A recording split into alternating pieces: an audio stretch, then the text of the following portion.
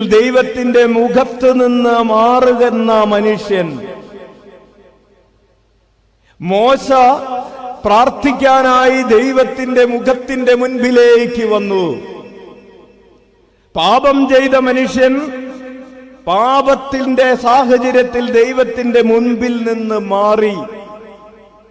ദൈവത്തിന്റെ മുഖം നമുക്ക് നഷ്ടപ്പെടുന്നത് പ്രിയപ്പെട്ടവരെ നമ്മൾ പാപം ചെയ്യുമ്പോഴാണ്. കായേനെ കുറിച്ച് വചനം പഠിപ്പിക്കുന്നു. 4:16 കായേൻ കർത്താവിന്റെ സന്നിധി വിട്ട് ഏദന് കിഴക്ക് നോദ് ദേശത്ത് വാസമുറപ്പിച്ചു. പാപം ചെയ്ത് സഹോദരനെ കൊന്ന് പാപം ചെയ്ത കായേൻ ദൈവത്തിന്റെ സന്നിധി പ്രസൻസ് പാനിം വിട്ട്, മുഖം വിട്ട് ദൂരെ എവിടേക്കോ പോയി. ദൈവത്തിന്റെ സന്നിധി എനിക്ക് കാണാൻ പറ്റാത്ത വിധം എന്റെ മുഖത്ത് ഒരു മൂടുപടം കിടക്കുന്നു.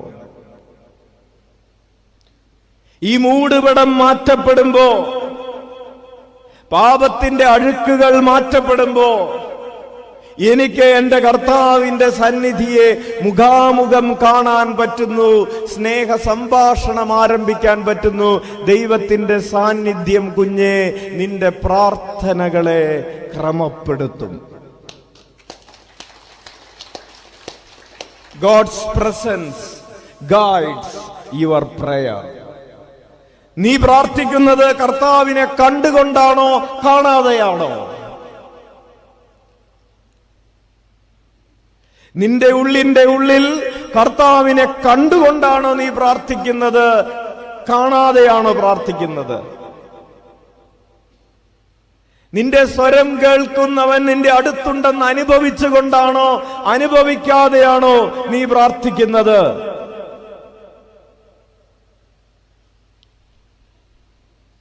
കേവലം ഒരു ചടങ്ങായിട്ടുള്ള പ്രാർത്ഥനയാണോ നിന്റെ ദിവ്യബലിയും കുടുംബ പ്രാർത്ഥനയും? God's presence guides our prayer.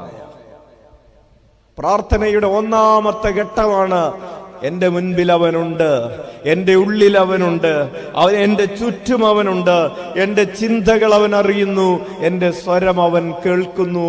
അതിനേക്കാളും ഉപരി അവൻ എന്നോട് സംസാരിച്ചുകൊണ്ട് അവൻ എന്റെ കൂടെയുണ്ട്.